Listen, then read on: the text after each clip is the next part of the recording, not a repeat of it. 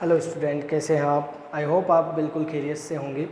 बेटा, आज हम नया लेक्चर लेके आए हैं आपके लिए। Force between multiple charges, the superposition principle हम पढ़ेंगे आज। ठीक है, मतलब बहुत सारे चार्जेस होंगे किसी सिस्टम के अंदर, उनके ऊपर जो नेट फोर्स अप्लाई हो रहा है उसके बारे में हम बात करेंगे। ठीक है, तो सुपरपोजिशन प्रिंसिपल क्या होता है उसके बारे में हम डिस्कशन करेंगे इस लेक्चर के अंदर। ठीक है, और इसमें हम देखेंगे कि जो चार्जेस हैं उन चार्जेस के ऊपर सुपर प्रिंसिपल थ्योरम कैसे अप्लाई होती है। ठीक है, तो स्टार्ट करते हैं हम सुपरपोजिशन प्रिंसिपल। तो यहाँ पे स्टेटमेंट आपको लिखा हुआ मिलेगा कि क्या दे रखा है बेटा, when A number of charges, यानी बहुत सारे चार्जेस हैं हमारे पास। कितने? बहुत सारे चार्जेस हैं जो किसी सिस्टम के अंदर रखे गए हैं। ठीक है, उन चार्जेस के ऊपर जो नेट टोटल फोर्स अप्लाई किया गया है वो फोर्स हमें कैलकुलेट करना है कि इंडिविजुअल जितने भी चार्जेस हैं उन चार्जेस के कारण कितना फोर्स अप्लाई हो रहा है। ठीक है, यानी एक पर्टिकुलर चार्ज हम ले लेंगे जिस पे क्या देखेंगे, हम फोर्स अप्लाई करके देखेंगे कि अदर चार्जेस के कारण उसके ऊपर कितना फोर्स अप्लाई हो रहा है पूरे सिस्टम के द्वारा। ठीक है, यानी पूरा सिस्टम आपके पास होगा, उस सिस्टम के द्वारा जितना फोर्स अप्लाई होगा, टोटल फोर्स जो होगा उसका, वो उस सिस्टम में इंक्लूड इंडिविजुअल चार्जेस जितने भी होंगे उनके सम के इक्वल होता है। ये होती है उसकी हम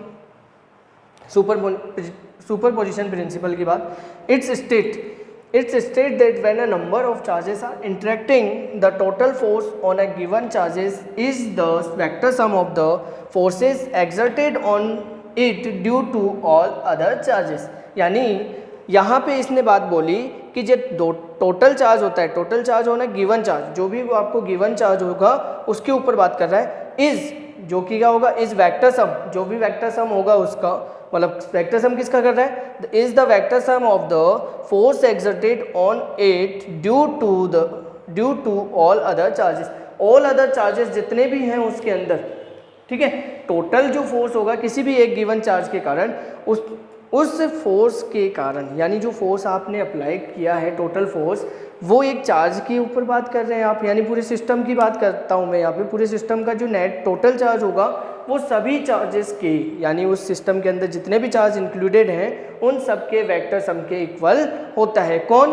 जो आपके पास नेट फोर्स अप्लाई किया गया है। यहाँ पे इसके लिए मैंने एक डायग्राम भी बना रखा है। देखो क्या बात करते हैं, अब इसको आगे हम समझते हैं कि कैसे इसको प्रूव करना है। देखो, कंसीडर n पॉइंट चार्जेस, यानी आपने क्या किया, बहुत सारे n चार्जेस आपने कैलकुलेट कर लिए, मतलब आपने कंसीडर कर लिए कि यहाँ पे Q1 चार्ज, जैसे मैंने यहाँ पे एक डायग्राम बना देता हूँ कि ये कोई सिस्टम है, इस सिस्टम में चार्ज Q1 भी है, Q2 भी है, Q3 भी है, बहुत सारे चार्जेस हैं, Q4 भी है और Qn भी है। अब इन चार्जेस के कारण इस टोटल सिस्टम का टोटल चार्ज कितना होगा उसके बारे में हम बात कर रहे हैं। Consider n point charges Q1, Q2, Q3 और Qn, ये हमने कंसीडर कर लिए कि इस सिस्टम के अंदर ये चार्जेस है।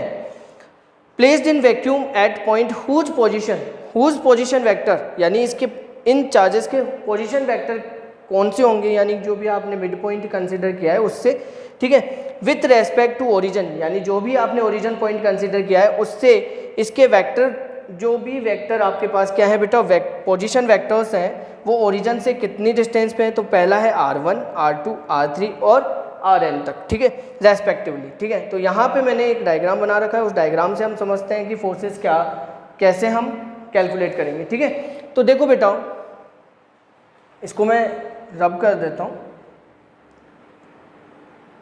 देखो, अब आगे देखते हैं, हमने ये चीज़ें कंसीडर कर ली। अब उसके बाद हम डायरेक्ट बात करते हैं कूलॉम्स लॉ के बाद। ठीक है, तो सबसे पहले तो मैं according to the superposition principle, अब सुपरपोजिशन प्रिंसिपल ये बोल रहा है कि जो टोटल फोर्स अप्लाई किया गया है यहाँ पे n चार्जेस के ऊपर, वो क्या होगा बेटा, वेक्टर सम के इक्वल होता है, यानी F1 प्लस F2 प्लस कहाँ तक बेटा, Fn, यानी यहाँ पे F कंसीडर करता हूँ, जो कि टोटल सिस्टम के चार्जेस पे जो फोर्स अप्लाई किया गया है F1, F2 और Fn, उन सब के वेक्टर सम के इक्वल होता है। क्लियर? अब आगे हम इसको सॉल्व करते हैं थोड़ा सा। देखो बेटा, आपने एक चार्ज कंसीडर किया Q1, एक चार्ज कंसीडर किया Q2 और एक चार्ज कंसीडर कर लिया Q3, जो कि ओरिजिन पॉइंट से R2 डिस्टेंस पे, Q2 कितनी डिस्टेंस पे बेटा, R2 डिस्टेंस पे, और Q1 कितनी डिस्टेंस पे बेटा, R1 डिस्टेंस पे, और Q3 कितना है बेटा, R3 डिस्टेंस पे है। ठीक है, अब मान लीजिए Q3 चार्ज है, Q1 पर फोर्स अप्लाई कर रहा है कितना, यानी 3 अप्लाई कर रहा है किसके ऊपर, 1 के ऊपर, तो 1 तो क्या हो गया, फिक्स हो गया। तो यहाँ पे आपने लिख रखा है कि 13 F13, यानी 1 के ऊपर कौन फोर्स अप्लाई कर रहा है बेटा, 3। ऐसे ही 1 के ऊपर कौन फोर्स अप्लाई कर रहा है, 2, तो कितना आ गया, F12। अब यहाँ पे पैरेललोग्राम थ्योरम हमने भी पढ़ी थी, ठीक है, 11वीं क्लास में हमने पढ़ी है पैरेललोग्राम थ्योरम कि दो हमारे पास क्या है बेटा, एडजेसेंट साइड से, तो इसका जो डायगोनल होगा वो किसको बताएगा, इसके सम को, मतलब इन दोनों के सम को बताएगा, यानी इसके रिजल्टेंट को बताएगा। ठीक है, तो यहाँ पे हम बात करते हैं आगे बाय कूलम्ब्स लॉ से। ठीक है, अकॉर्डिंग टू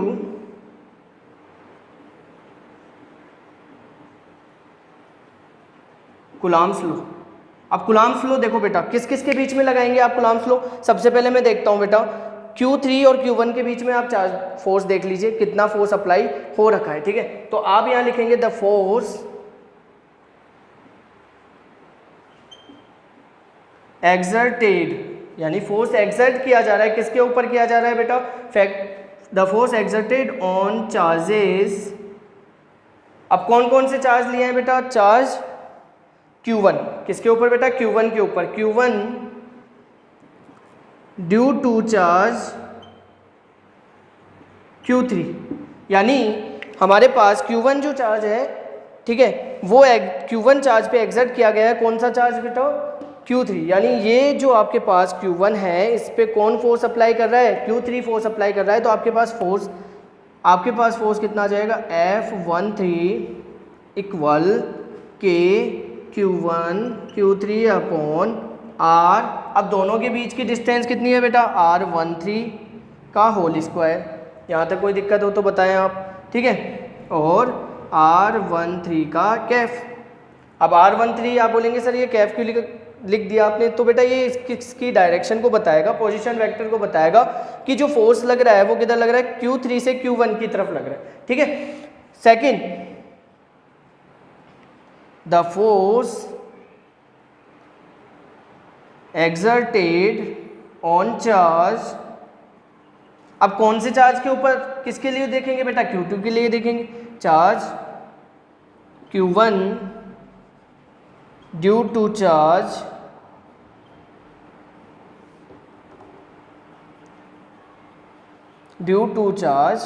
Q2। तो यहाँ पे आपके पास आ जाएगा F12, क्योंकि बेटा देखें आप कि 2 जो है, Q2 जो चार्ज है वो Q1 के ऊपर क्या कर रहा है बेटा, फोर्स अप्लाई कर रहा है, इसलिए आपके पास कितना आ गया, F12 इक्वल आप लिखेंगे कि Q1 Q2 अपॉन R13 का, सॉरी 12 का होल स्क्वायर, R12 का पोजीशन वेक्टर।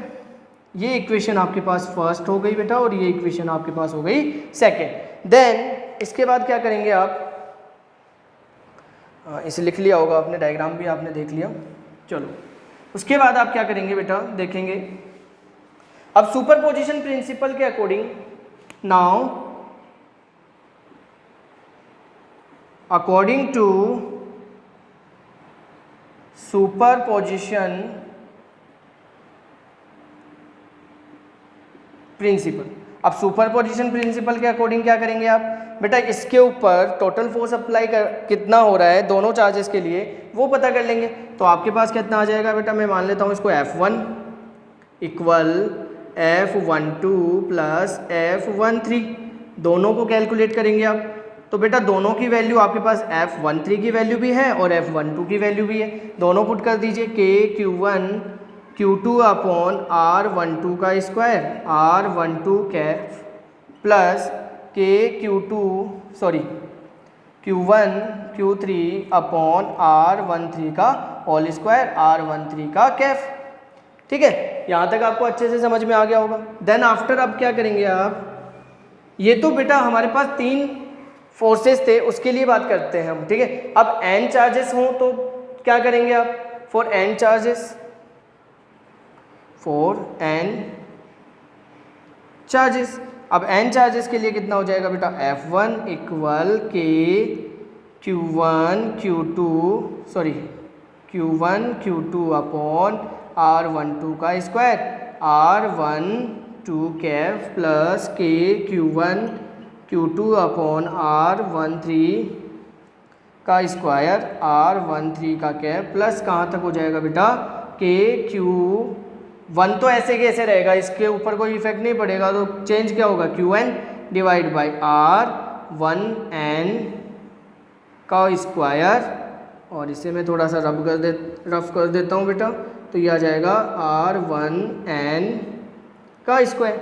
ठीक है, तो यहाँ से बेटा आप कॉमन लेंगे के Q1, ठीक है, के Q1 कॉमन लेंगे आप, ये 3 है बेटा, के Q1 तो कॉमन आ जाएगा बेटा आपके पास, तो अंदर क्या बच जाएगा, Q2 अपॉन R12 का square, R12 Kaif plus, sorry ये स्क्वायर नहीं आएगा बेटा, कैफ आएगा, और ये आ जाएगा बेटा Q3 डिवाइड बाय R13 का square, R13 Kaif plus Qn, यानी n तक चला जाएगा, तो Qn divide by R1n square, R1n का कैफ। क्लियर, तो ये चीज़ आ गई आपके पास, ये टोटल रिजल्टेंट फोर्स आ गया, जो कि हमने सुपरपोजिशन प्रिंसिपल की जो स्टेटमेंट थी उसको फॉलो करता है। यानी ये जो F1 है, इस पूरे मतलब ये जो आपके पास Q1 चार्ज है, इसके ऊपर टोटल फोर्स को बता रहा है कि इन सभी चार्जेस के कारण कितना फोर्स अप्लाई किया गया है। ठीक है, तो ये प्रिंसिपल कौन सा हो गया बेटा, सुपरपोजिशन प्रिंसिपल। ठीक है, यहाँ तक किसी को डाउट हो तो बताएं, इसको आगे और करते हैं थोड़ा सा कंटिन्यू में। देखो बेटा, इसकी फाइनल फॉर्म क्या आएगी वो भी देख लेते हैं।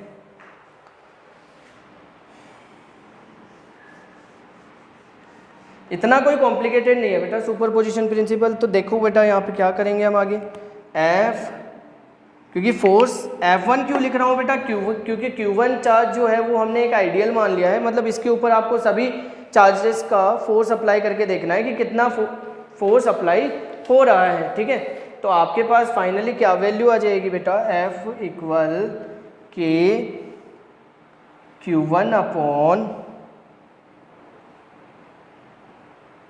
Q1 के Q1। यहाँ तक किसी को डाउट हो तो बताइए बेटा, अगर यहाँ तक अगर आपको डाउट नहीं है तो आप इजीली इसको सॉल्व कर पाएंगे। अब इसको समीशन फॉर्म में लिख देंगे, समीशन I इक्वल टू 1 और कहाँ तक बेटा, n तक ले लेंगे आप। ठीक है, तो आपके पास क्या आ जाएगा, Qi डिवाइड बाय R1i का होल स्क्वायर, R1i ये 1 है बेटा और ये कैफ। ठीक है, और इसको मैंने एक ब्रैकेट में बंद कर दिया। ये आपके पास क्या आ गया बेटा, रिजल्टेंट आ गया। ठीक है, सुपरपोजिशन प्रिंसिपल को ये क्या कर रहा है बेटा, फॉलो कर रहा है।